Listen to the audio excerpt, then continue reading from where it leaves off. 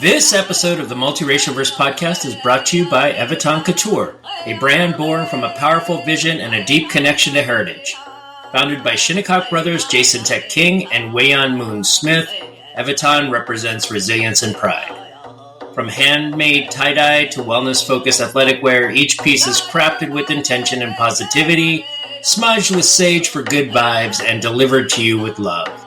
Join the Eviton family on their journey of empowerment and inspiration. Hit up Moon on Instagram at Eviton_KS. That is native spelled backwards _KS to view product and place an order. Eviton Couture. Feel the spirit of resilience in every stitch. What are your plans with psychology, and are they influenced by your multiculturalism? Oh, yes, for sure. And I think I brought this up earlier. Like, my TA is also multiracial, and she brought up a lot of good research that's currently happening on multiracial children with facial recognition. In terms of psychology, though, for myself, I don't know what path I want to go on yet, but I do know there is a lot of research being done on multiracial kids. I think I also was involved in another grad student's research on multiracial people and how they navigate social media. So that was interesting. But in terms of psychology, I've always, asked different questions towards myself. And I think asking those questions in the broader mixed race community would be super beneficial. Stuff like imposter syndrome, mental health, how that in households, how growing up with more than one race influences, self-esteem, stuff like that. So there's work already being done, but I would definitely like to contribute to it if possible. Welcome to episode 12 of the Multiracialverse Podcast. I'm your host, Antonio Fernandez. Today, we're joined by Iris Toomey, a remarkable individual with a unique perspective on the multiracial experience. Iris is a third-year psychology major at the University of California, Los Angeles, where she also serves as the internal outreach director for UCLA's Mixed Student Union. As someone who is mixed, Black, and Asian, Iris navigates the complexities of identity with grace and insight. In our conversation, we delve into Iris's journey of being biracial while facing the challenge of looking ethnically ambiguous, and we also explore her role within UCLA's Mixed Student Union, where she acts as an ambassador, helping others find a sense of belonging and acceptance. Furthermore, Iris shares her aspirations in the field of psychology, where she aims to leverage her own experiences to support other mixed-race individuals on their path to self-discovery and empowerment. Join us as we uncover the layers of Iris's story and gain valuable insights into the multiracial experience. Stay tuned for another thought-provoking discussion that promises to inspire and enlighten. Welcome to the Multiracialverse, Iris. How are you doing today? I'm doing good. Thank you. Awesome. Thank you so much for taking time to meet with me today. I know you have a crazy busy schedule with school and your other obligations, so thank you very much for making time. I look forward to learning about you and the great work you're doing with the Mixed Student Union at UCLA. So with that, let's orient you to our audience by please share a little bit about your background, where you were born, your parents, and then we'll go from there. Mm-hmm. Well, I'm currently a third year at UCLA. I grew up in the East Coast, but also equally in the Bay Area, and now I'm in SoCal. I am Black and Asian mixed race.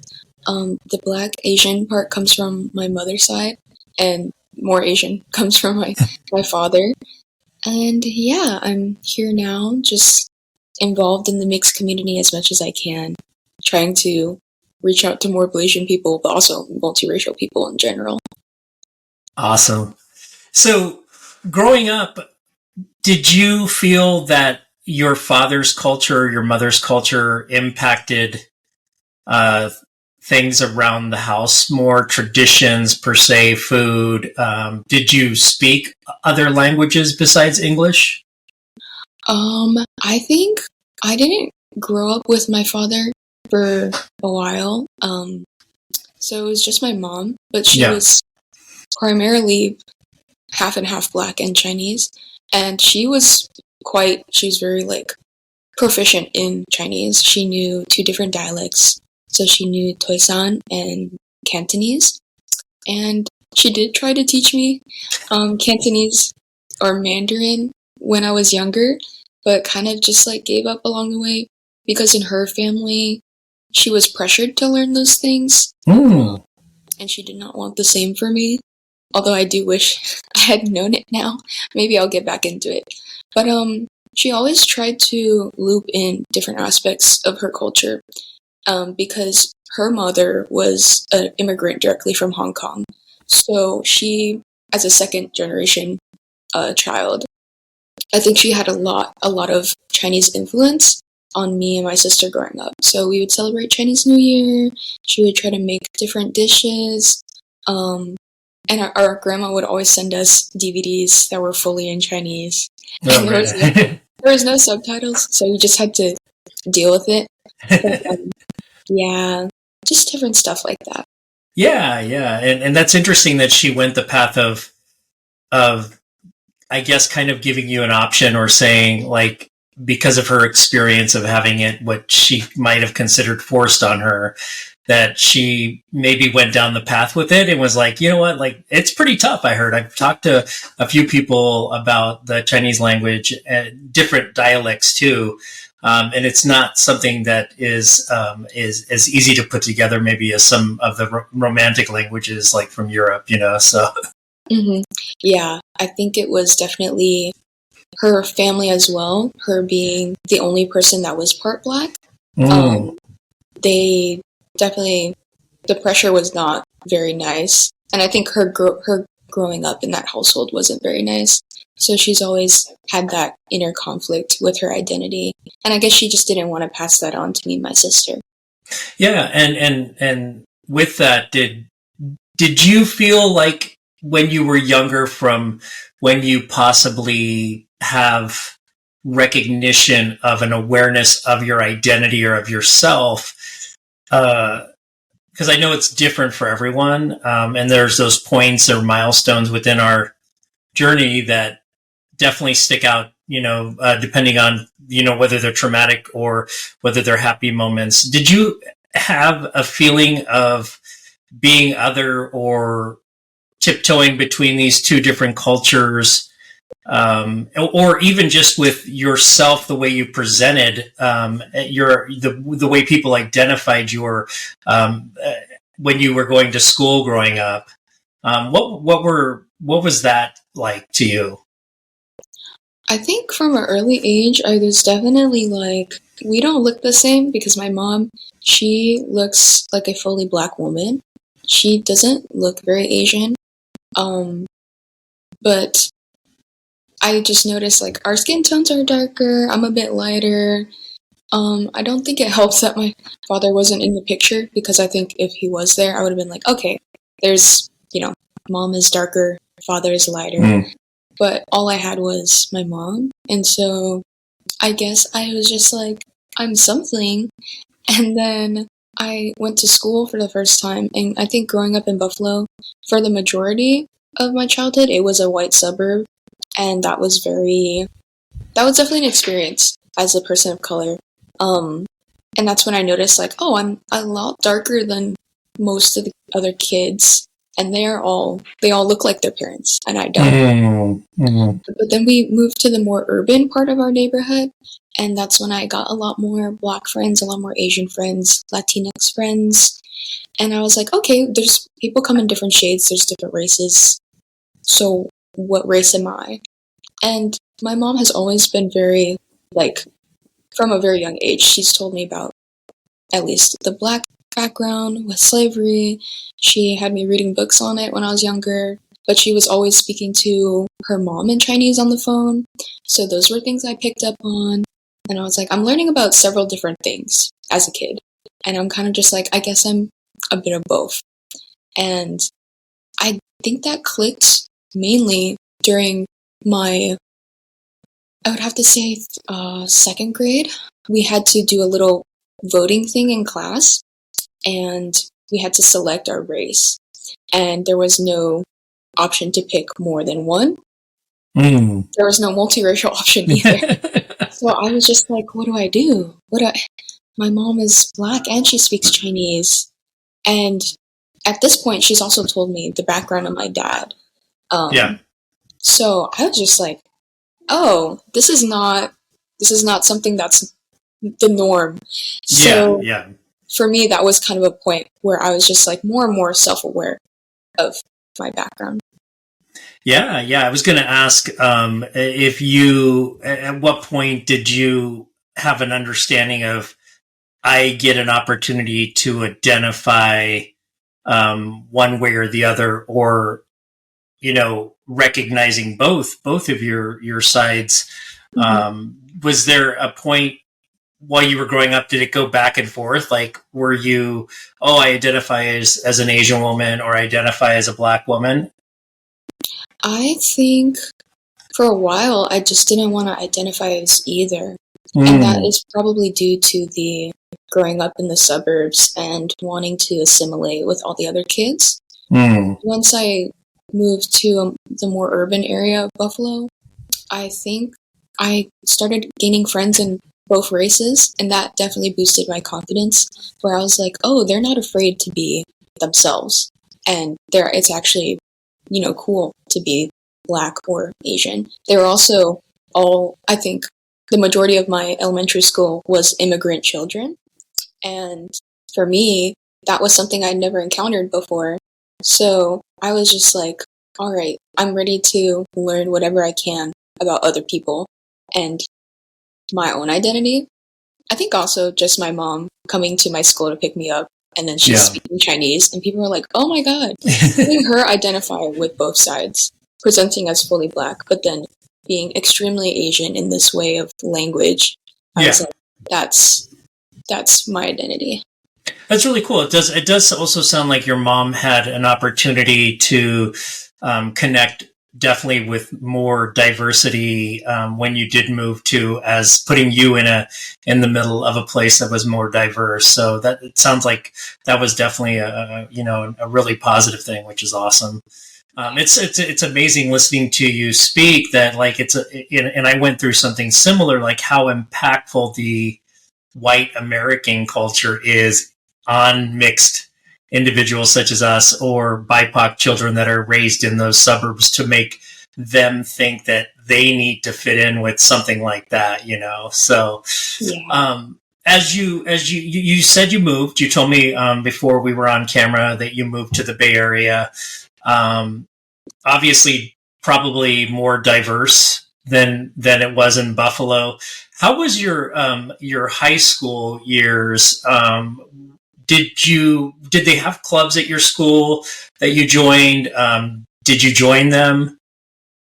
Yeah, I did. And actually, my high school was in Oakland, and it was kind of similar to Buffalo in the way that there was a lot of immigrant children, and there was maybe like one white person in our high school. So that was definitely a switch up. And actually, the majority of my graduating class was, I feel, pretty evenly split between Asian, Black, and Latino. And so with that, there wasn't necessarily any cultural clubs. I think not till I graduated did they recently start an Asian student union and a Black student union at my high school, because it was such a small school. Yeah. But I was like, it would be cool if there was a multiracial club. It would be cool because our school was very, very multicultural. But there wasn't, and that was also something I was looking for in college. Which colleges have, what's their demographic? Because if my high school is this, multiculturally just like rich, and there's still no, racial clubs to join, I would like that in my education moving forward.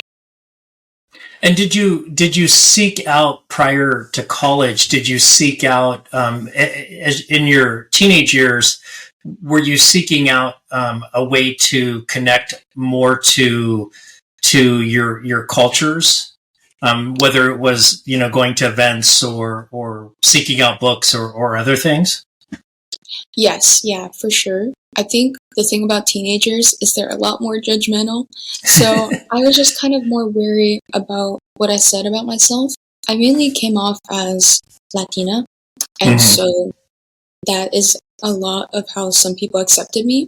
And then, the conversation topic would come up about what I really am. And it'd be like, oh, well, this is a little awkward. I'm not.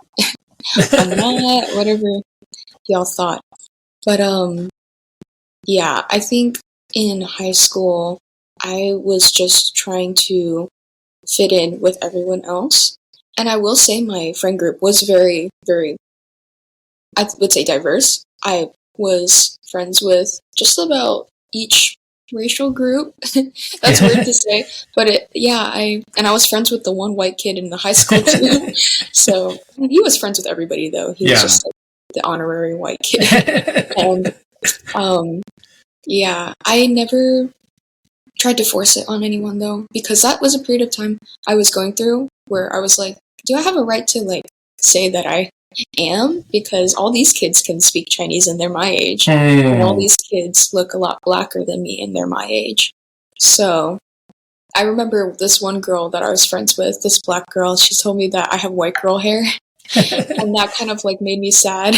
I was like, oh, I understand like what you're saying. And it's funny now to think about, but at the time, my insecurities around what I presented as, that definitely played into it. Yeah. And I think looking back now, and especially the way society's kind of exploded in either it's an awareness of individuals who are more open-minded, who are, exploring, other cultures, other races, or the ones that are just not, that are closed-minded. How when we look back, growing up, we're like, oh, wait a second, like those were all microaggressions. Like those people were being like racist without being racist, maybe because they were just ignorant, like as kids, Yeah. Did you feel that you were you like, did you have shame or guilt for not being more vocal about what you were as a teenager? I think looking back on it now, I feel like I was grappling with everything that I could at the time, so I don't blame myself. But I do wish that I had gotten more interested in learning Chinese, because as you get older, it gets harder. But I am trying to get back into it. I do think one thing, though, is I wish I had spoken up for myself a bit more. Because I think something that was like really a topic of hot debate was like whether or not I can say the N-word. And a lot of kids would joke and be like, oh yeah, you can say like half of it because you're part of it, or you can say a fourth of it. And I was like, I don't want to say any of it. Yeah. But I just wouldn't say anything because I was pretty quiet. And I wish I would have been like, you don't get to decide that for me. You're not even, you're not me. You don't have my identity. So, yeah. Yeah, and to build on that, maybe you can impart your wisdom looking back on, what other, especially now with your experience that you're doing, and we'll get into that in just a minute with your experience and the work that you're doing now. What other words would you impart on, a teenager or, a child coming of age who is going through not only the turmoil of adolescence and teenage and, being a teenager, but also is multicultural, bicultural, or multiracial, or an immigrant or other? I would say, at least for the younger generation that is dealing with these similar issues, no one gets to tell you what you are except for yourself. And if they do, that's something that I discuss a lot now with my current multiracial friends, is who gets to decide the rules for what is what race is what? Is it you, or is it people that aren't you? If they're not you, then do they get to decide what you are? No. Obviously there's, restrictions, like you can't just go and be like, well, I'm this race or whatever. But if you have grown up with that, that's your unique experience, and no one else can take that away from you. Do you feel like when you went home, if something had gone on at school, how did your mother help you approach dealing with some of these things around race, or was it a conversation that you had in the household? I think during my teenage years, it didn't come up super often as it did when I was a kid, because when you're younger, I feel like kids are a lot more frank. They're like, why do you look like that? Whereas teenagers, they're kind of more snide about it. They're like, oh, okay, interesting. But my mom would come and pick me up, and that's, when people would be like, oh, okay, she actually is part Black. But I don't think that we ever had an explicit conversation about it, simply because this is a time period where I just didn't talk to her as much as a teen, and I was just kind of like, well, I'm insecure about this, but I'm going to deal with it in my own way. Sure. I did remember expressing, though, like, hey, I really wish that you had taught me Chinese when I was younger, because now I don't have anything to show for it. And I had to stop myself for a second. I was like, but I don't need to show anything to anybody. I don't have to prove myself to anyone. And I think what was more powerful than a conversation was just watching the way my mom lived. Because when I was in high school, we were in California, and so we were able to visit her hometown in San Francisco, and watching her just, walk around Chinatown speaking to people, and they're just like old Asian elders, and they're like, wow, you speak Toisanese. That's such a small dialect. Yeah. Watching her order food for us, and finally being able to do what she couldn't in New York, which is get in touch with her roots a bit more. I think that was more impactful than any conversation I had with her in my teenage years. Wow, that's beautiful. I love that. Yeah, thank you for sharing that. Did people not believe you were either one or the other? I mean, as the kids like you grew up with, they were like, oh, you're not Asian or you're not Black? Did that happen a lot? Or Yes, it did. Especially because, at least in the Bay Area, specifically in middle school, when I lived in Hayward, that's a huge population of Latinx people. And my name is also Iris, which can also be Iris. And people would call me Iris, and I wouldn't say anything because I was like, okay, that's something. Because people identify with what they like to identify with, and they want to see me how they would prefer to see me. So I just was like, okay, I won't really fight it, because at the time I was also like, can I really fight that? Can I really say, but I'm not Latino, I'm Black and Asian? And that would further go to, how are you Black and Asian? Prove it. Like, those kinds of conversations is what would happen. And I'd be like, I'm not comfortable doing that. Or they'd be like, can you speak Chinese? Can you say the N-word? Can you... And it's like, okay, this is not getting anywhere. So I didn't really fight it. But I did get mistaken for Latina a lot. Did you have safe spaces or safe people that you felt, besides maybe your mom, that you felt comfortable having these conversations, or maybe you found another person who had a similar mix that you were able to have that shared relationship with, or there was a teacher or somebody, counselor you confided in, or was it more of you went through this and through this time and you were a quiet individual and that's kind of how it was? I think, I was a quiet individual. I was very much so like on my own. I think the one person I met who was more mixed than me, though, was, I'll never forget this girl in middle school. She was like, yeah, I'm Black and Asian and German and Latina and like all of these things. And I was just like, that's crazy, because she looked fully Black, just like my mom. So I believed her too, because I was like, I've been around, there's a mixed person that lives in my house that looks just like you. And so it's not entirely unbelievable that you're all these things. And we kind of bonded over that. And she was in my math class. I didn't get to speak to her as much, but that for me kind of shifted my view in terms of mixed people all look different. They can look like one race, they can look like multiple, and it made me feel a lot more accepting of the way I look, not trying to change it.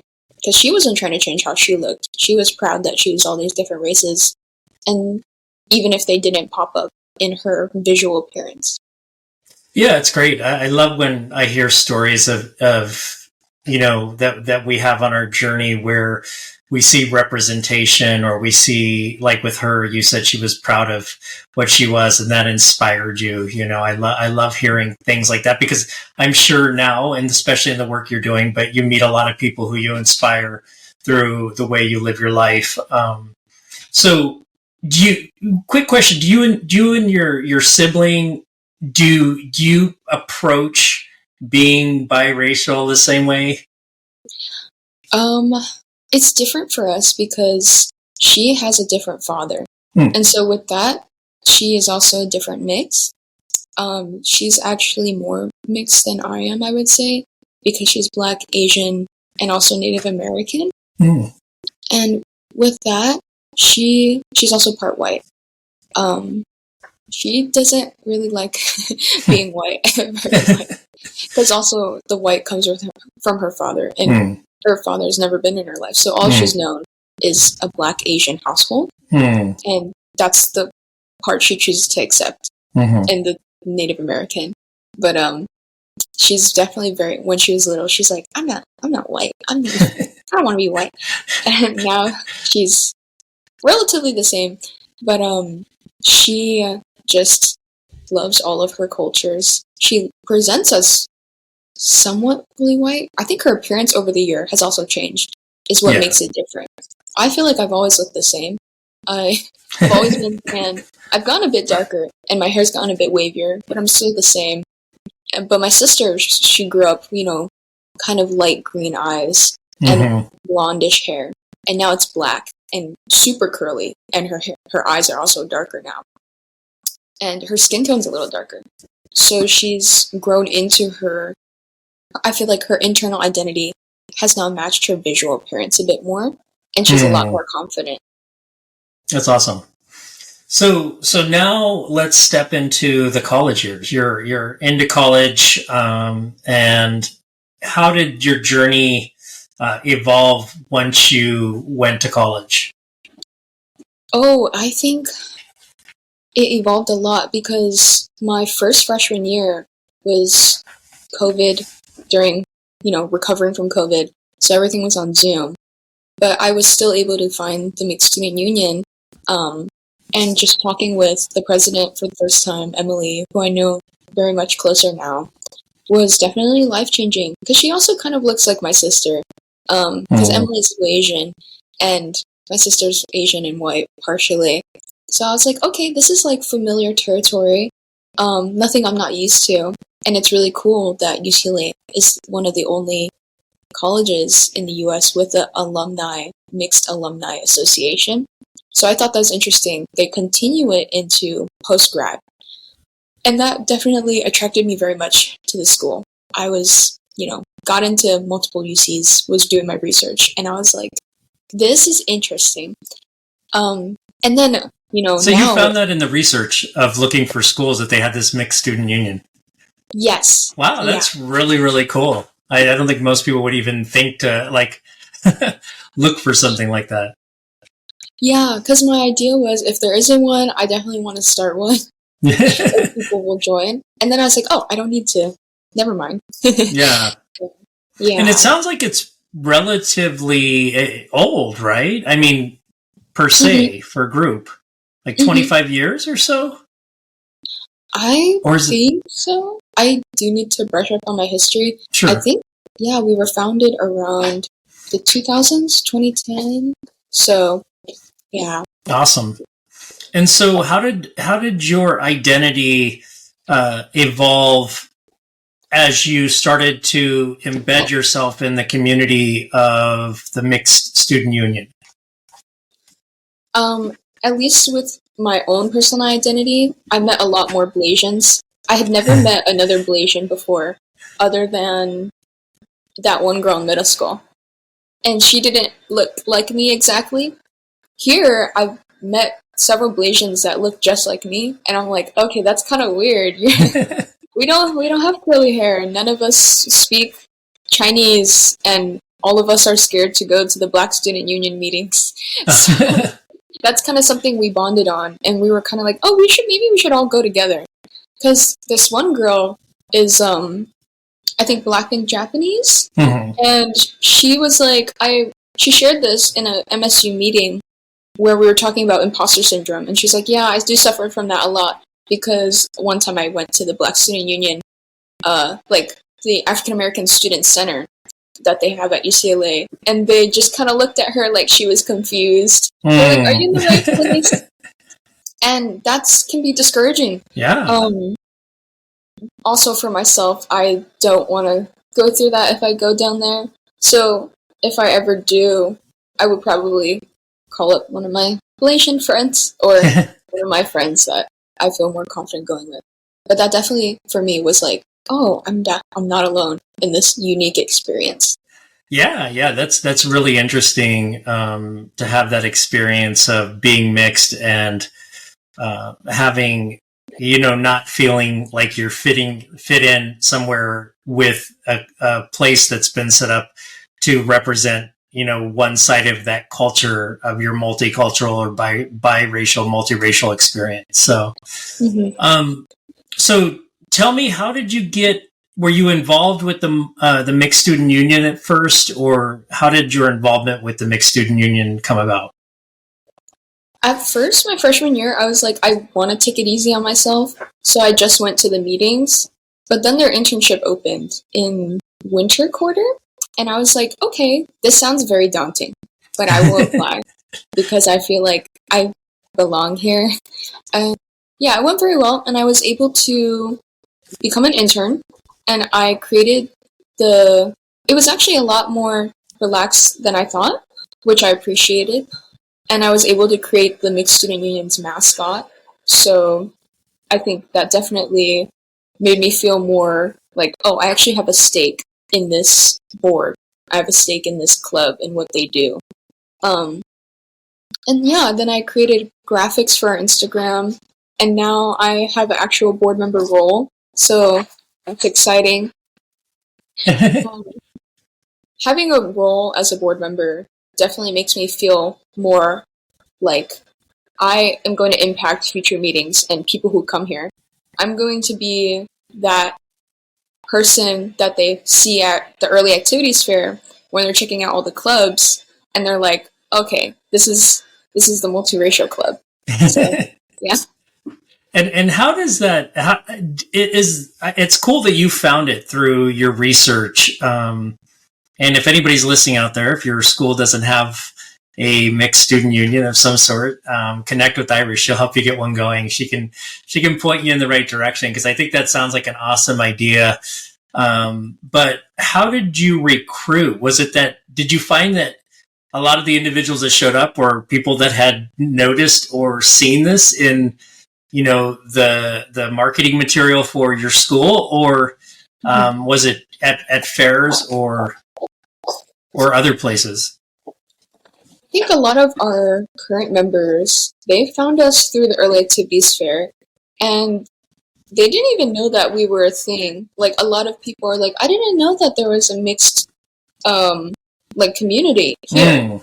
And for a lot of people, that was very comforting. So that it's similar to how I found it, other than I seeked it out, but it was more so people were just walking around looking at clubs, and we were there. So yeah. And so do some people come up to you and maybe they're European mixed, Italian and Irish, and say, hey, do I qualify for being in the Mixed Student Union? Is that something, because a lot of times, obviously, groups and identification with groups is something that's, on the outside, and people are they notice, where you're Black or Asian or Latinx. Do you have students in there that are mixes that aren't, they don't look or they don't identify with any particular one, or? I would have to say we definitely get a lot of people who are mixed with white. A lot of our board members are also white and Asian, so we don't really skimp on that. We don't really say like you're not allowed because you're not this mix. Because part of our mission statement is also, multicultural, multi-ethnic. So it doesn't have to necessarily be multiracial. It can be if you're Chinese and Viet, or if you're Filipino and Mexican. Yeah. It's different for everyone because there's similar challenges that overlap. There's intersectionality between multi-ethnic and multiracial experiences. Yeah, no, that's super important. And I'm glad that your mission includes that, which the podcast at first, I think when I kicked it off, I was starting with this really, focused lens of just biracial. And then I was like, you know what, like people that are multi-ethnic, multicultural, there is a lot of crossover. And a lot of times also like with immigrants, first and second generation, with the American culture, smashing on them, trying to wither away at the culture that they've brought from wherever they've come from. So that's awesome that you have created this like super inclusive place. And now you're the internal outreach director. Tell us a little bit about what you do as the internal outreach director. Yeah, so my job is mainly to foster connection internally within the UCLA community with MSU. Mm-hmm. So what that looks like is just weekly meetings. I'm our representative in terms of what our club has going on in a wider board of representatives on campus. Because MSU was originally the HAPA club, we are in the realm of the Asian Pacific Coalition on campus. Can you explain really quick what HAPA is for people who might not know? Yeah, so HAPA is a term that means half of, or, half of Asian descent, I believe. And we started as that with our founder and then kind of expanded it as the years went on. But because of that origin, we are still within the Asian Pacific Coalition, which is a mother organization on campus, one of the older organizations at UCLA. And so my job is mainly to sit with a bunch of other people who are part of other orgs, specifically Asian orgs, and just talk about what's going on at my own club or any concerns that my club has, any of our members, which has come up in the past. I have to speak on our behalf and make decisions on our behalf. Or I have to report back to the board and be like, they want to do this. We agree with that. Yeah. Probably. Yeah. You shared with me when we were talking a few weeks ago that you are also like a representative, like you just mentioned, for the MSU to the larger group of affinity groups or whatever they might be called on campus. Some places call them affinity groups, some call them resource groups or employee groups or student groups. When I'm just thinking about the situation that you mentioned about you and your friends who are half Black, half Asian, are still apprehensive about possibly, going to the Black Student Union's meetings or events, or the way it feels that you might feel like an outcast there. When you're meeting with these larger groups, do you bring conversations like that to them? And if so, how do those conversations go? Yeah, I definitely try to, because I think this was an issue last year that wasn't exactly the most fun to bring up because it had to do with Asian orgs on campus. So I was hearing a lot of, conversation from members in the Mixed Student Union that were like, I try to go to Korean Student Union, or I try to go to ACA, which is Association of Chinese Americans. I felt like it was very cliquey and I was an outsider. And so for me listening to that, I was like, well, I speak to these people once a week in a huge meeting. So I need to bring this up because they champion that they are, clubs of acceptance and they want people to explore their identity. So that can't be true if there's, people in my own club that are not feeling very accepted when going there. So I had to bring that up. And it was a bit awkward because it's like, what do you say to that? I was trying not to think in a specific direction, but I felt a little insecure about it because to me, I was wondering, what if some of them are like, this girl, she's not even fully Asian. Why is she like saying that we have to accommodate people who are not fully Asian? But I was trying not to think that. Yeah. But obviously, the insecurity of that definitely came up. Not a lot of people had anything to say either. Not a lot of representatives, maybe like 2 or 3. And they're people who I am more comfortable with now because they said something in the past. But yeah, they were like, we do understand a lot of our clubs are cliquey. It might be the environment because we all identify as one race. And moving forward, we'll try to be better about that. And I think even we had an alumni who was saying something similar. He was like, yeah, when I went here, it was also very cliquey in these environments where it's one race. So I'm glad I brought it up. Can I say that any progress has been made since then? I'm not too sure. I'm definitely more close with the APC board now, though. And I think it's definitely a shift in leadership. Our the current leader of APC, Marja, she's super sweet. And I don't know. It's like this year I'm feeling a lot more like, oh, they see me as part Asian. Like I'm allowed to be here. That's great. I'm glad. Thank you for speaking up for those others who are just not there yet and doing the work that you're doing. Besides being involved in this, what sort of work do you do? I guess we could call it self-improvement, type of work do you do on yourself to build your self-esteem around your identity and around other things like this that sometimes, as you mentioned, we could have shame attached to it, or we could have guilt or feelings of not fitting in.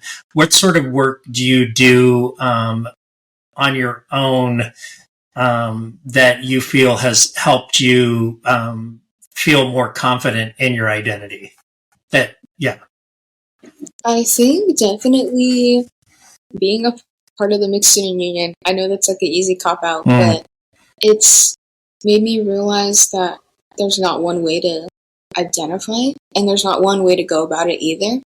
But also just being more involved in APC, I feel like I'm a lot more closer with the activities they do because they also try to do bonding activities within all the representatives to foster a sense of that Asian community as well. So it is nice going to their events. And then also just my educational route. Like, I'm currently debating between a African American minor or a Asian American minor. But I've been taking classes in both, and for me, it's like knowing that there's stuff I can relate to that I can speak on makes me a lot more confident in my identity, because it's like I know what y'all are talking about in terms of Asian American, African American history. I have viewpoints on both of those, and yeah, it makes me feel good. Yeah. I think I told you I was talking to a therapist yesterday who specializes in talking to teens and kids that are mixed, and I asked her about superpowers. I mean, do you feel that being mixed race is some like a form of a superpower, and if so, how has it helped you? I think I don't know if I view it as like a. I think I view it more as like a bridge, personally, where I have a multifaceted view on different things. And I see a lot of intersectionality and similarities between both cultures. And I can also I feel like, navigate issues between both of them a lot better. Because there's a lot of, colorism and prejudice from both sides towards each other. That was present in my family that my mom had to deal with. And for a while, I didn't really see it as a superpower. I saw it as like kind of a curse. It's like, oh, these two, especially with my mom, her family was very much so against her mom being with her father because he was also an immigrant from Liberia. And they were like, that's a no. Colorism is very prevalent in the Asian community in that sense, and anti-blackness. And so for a while I was just like, this is not ideal for me to be dealing with as a kid.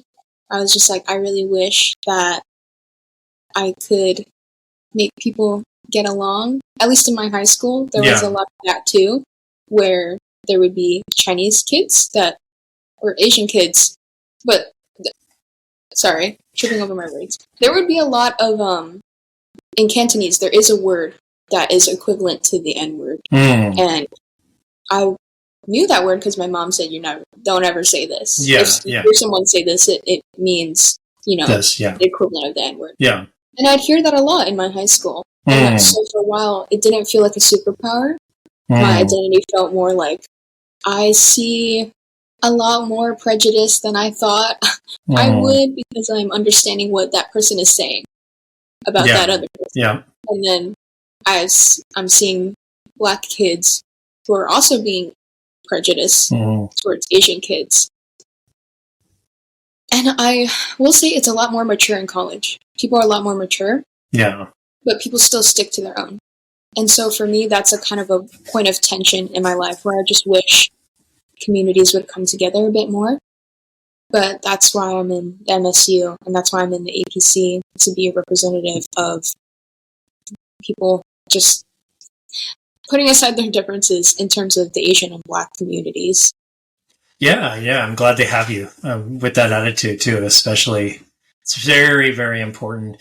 What sort of events does the MSU do, and events that might be different than some of the other groups that are either Latinx or Asian groups?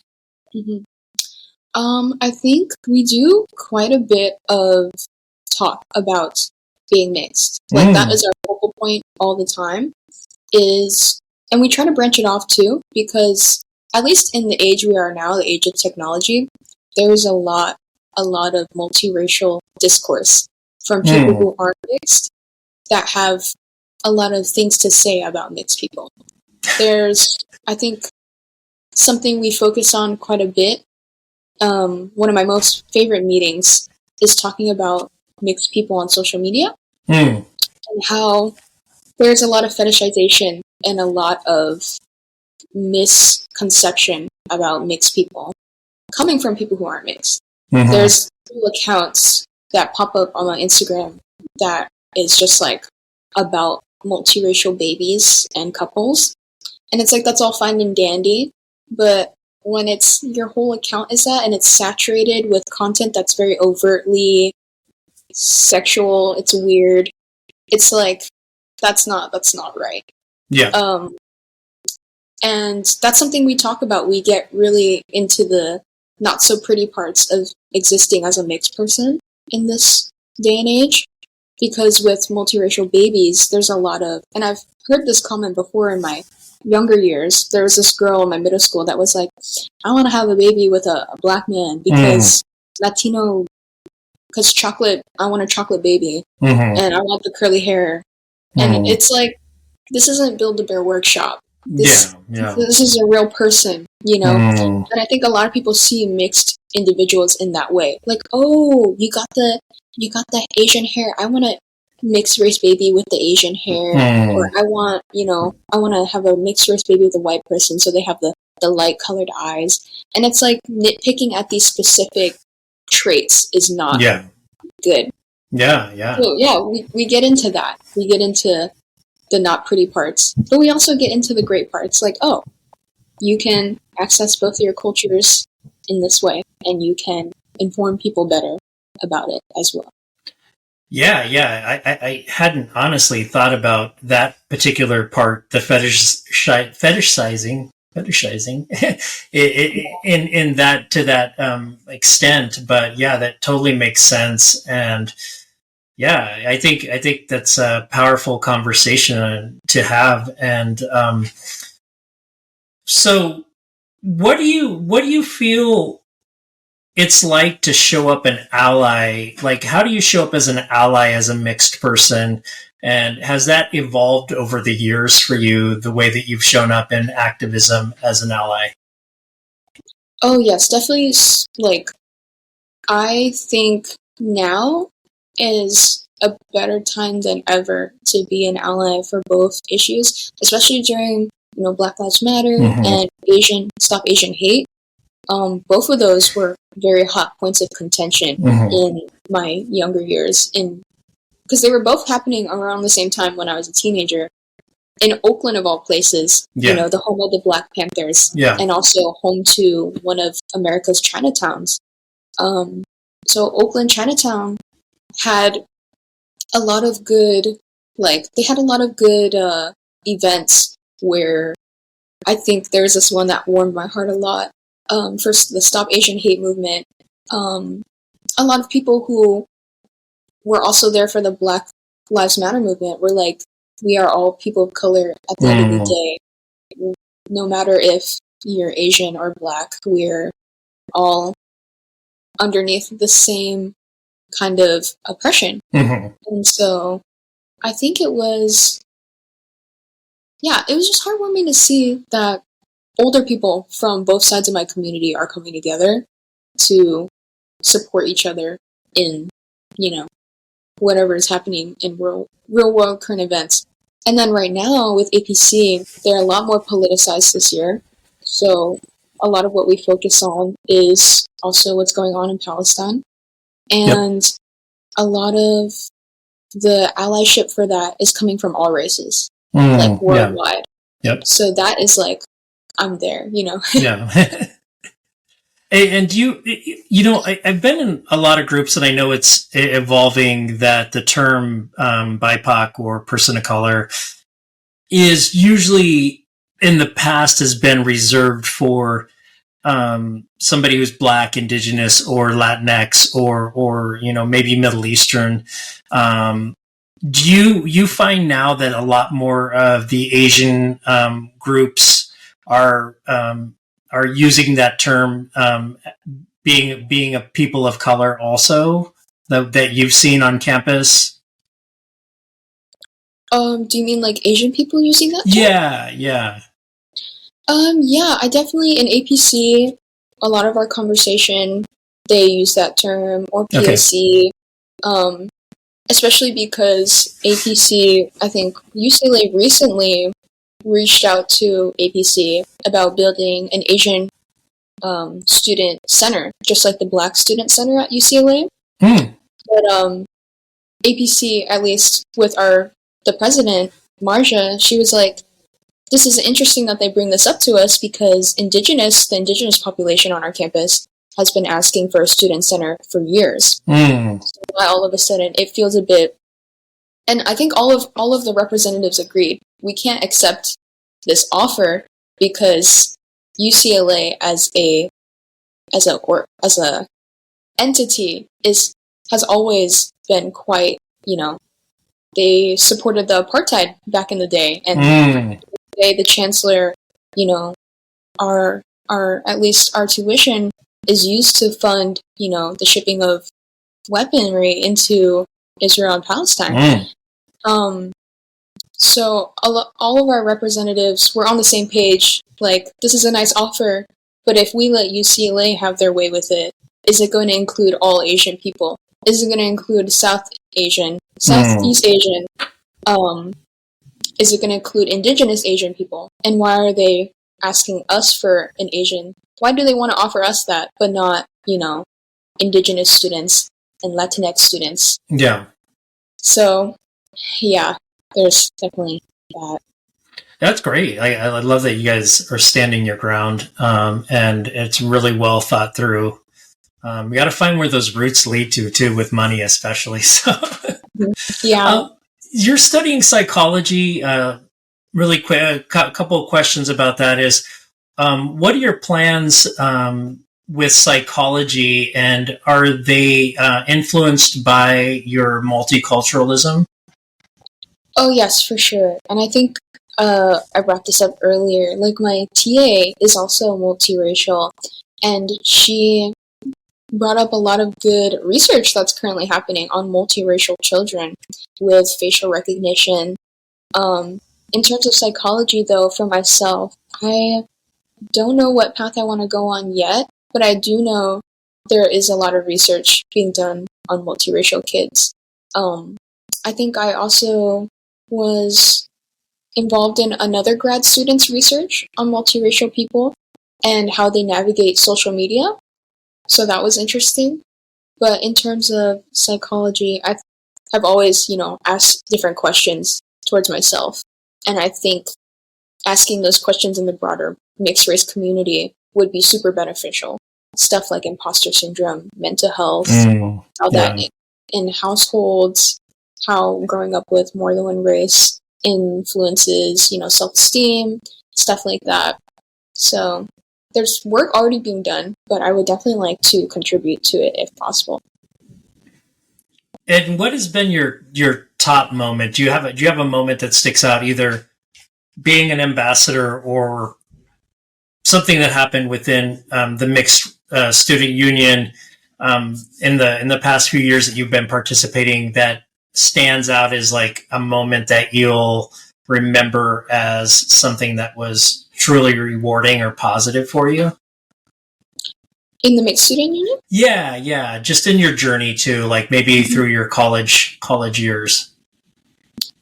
I would have to say probably when I had to have that talk last year with the Board of Representatives. That was hard.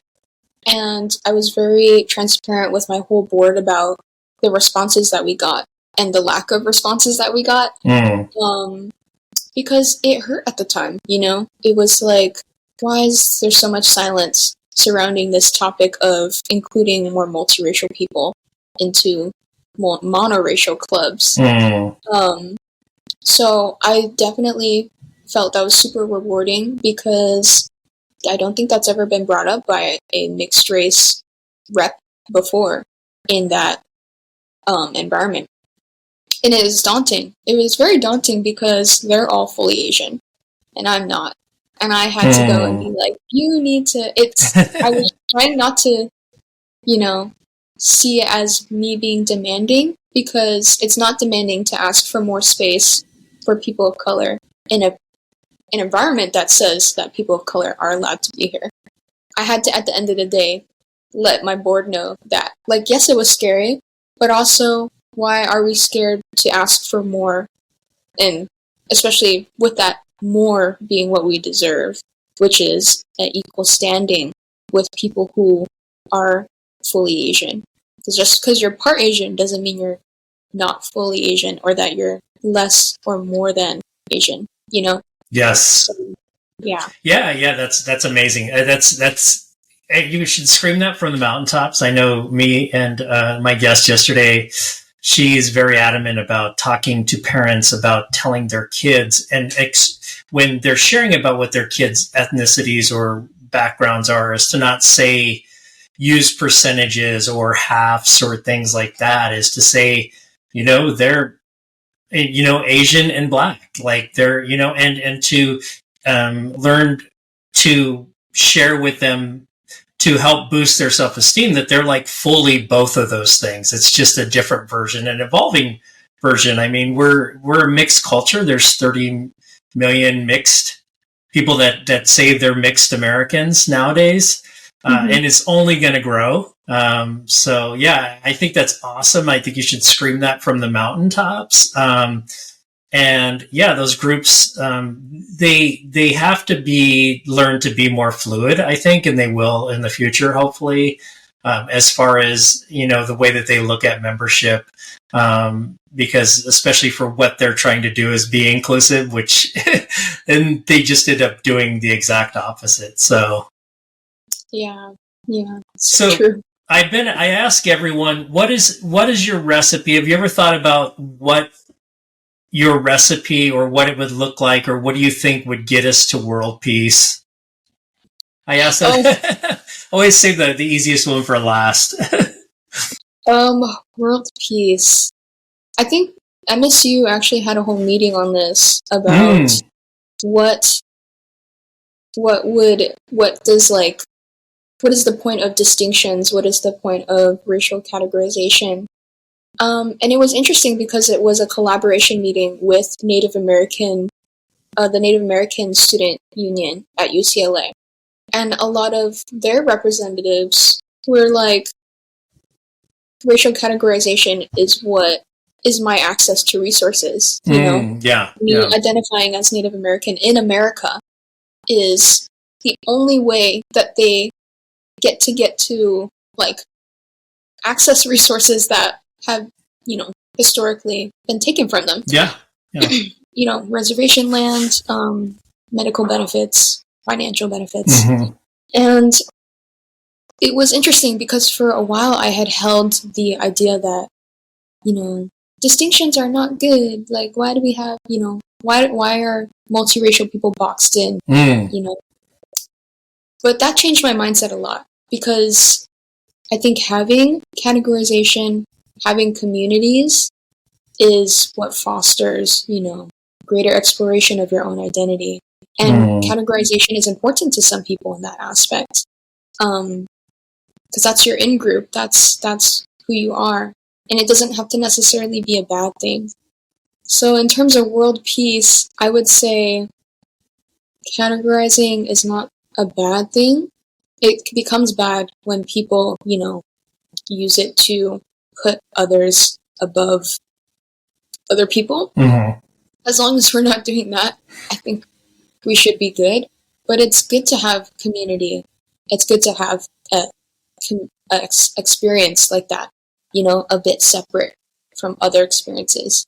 Because if we were all the same people, our differences wouldn't be highlighted in such a positive way. So that's how. I love that. I love the fact that our uniqueness as communities is also what makes this world so enjoyable. So, what you're inherently saying is be open-minded and go out and explore other people's, if you're on campus, go to these group meetings and learn about these individuals. Any plugs for the MSU? Oh, yes. Follow our Instagram. Our Instagram is at UCLA _MSU. And I think all of our whole link tree is there. All of our events are there as well. And I think every UC, I believe, has a mixed student union, including USC. And there's a Discord server where all of them are at. It's like a huge UC-wide mixed Discord. So, yeah. When you're off campus, where do you go for community? Ooh, where do I go for community? Off campus. Or are you just so in the campus, your college life the last few years that it's like... I do live right near it, so it's like the college town is, I'm pretty much in there. But for community, I do like to go to Koreatown. I do like to go to Chinatown. I like to have, stuff that I would eat as a kid, which is like pork buns. And I also try to foster community within my own home. I do it a lot through cooking. I think cooking is one of my more stronger suits in terms of my culture. Like I've made kimchi before, and I've made jok when I'm sick, which is like a nice rice porridge, Chinese rice porridge. And also my friends. I think I have a very diverse friend group. They're like one of my closest friends, or I have a lot of Asian friends, a lot of South Asian friends, but one of my closest friends is Taiwanese, and we can relate to a lot of the same things. And we go to like Ranch 99 together. Because there is one that just opened near UCLA, so everybody's just like, oh my god. Yeah, that place is amazing. Yeah, so we went there, we had fun with that, and yeah, that's my community outside of college. Awesome. And do you have anything you want to plug on your own? Because I'm going to also share your bio on our website in the blog, and any links that you want to share, including, links for the Mixed Student Union. Do you have anything else that you want to plug as far as your final parting words of wisdom? Yeah, I think I don't post on my art account anymore, but my art account's on Instagram at squigglyu. It's a name I made when I was really young, so it's very cringe. But other than that, any art you see on the UCLA MSU Instagram, the mascots are mine, so any support you have for that is perfectly fine. Awesome. Yeah, and we'll share that link to your art. And we didn't really talk about the impact of your culture on your art, but I'm sure that there is definitely some impact there. And go out and check it out. And it's so awesome that it sounds like there's this resource of a mixed student union across the UC campuses. And I think if you're someone listening or a parent listening with a college student that feels like they don't belong or don't fit in, like Iris was going to do, she was going to go out and start her own mixed student union. So consider doing that and reach out to the Mixed Student Union at UCLA. And I'm sure that they would give great guidance in how you might go about doing that. And check out their Instagram. They have so many events going on. So with that, I just want to thank you so much, Iris. I know we've had to rush to get this together, and I really appreciate you sharing your perspective, insight, and raising your voice in this space for mixed individuals. It's so important. And as you continue your journey with your identity and with your culture and other things, I wish you the best of luck, and the best of luck with your psychology career if you plan to go down that pathway. So thank you so much again. Yeah, thank you for having me. Have a great day. You too.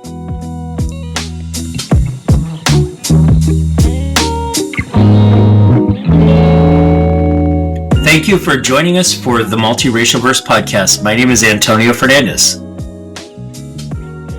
You can find this podcast on Apple Podcasts and Spotify.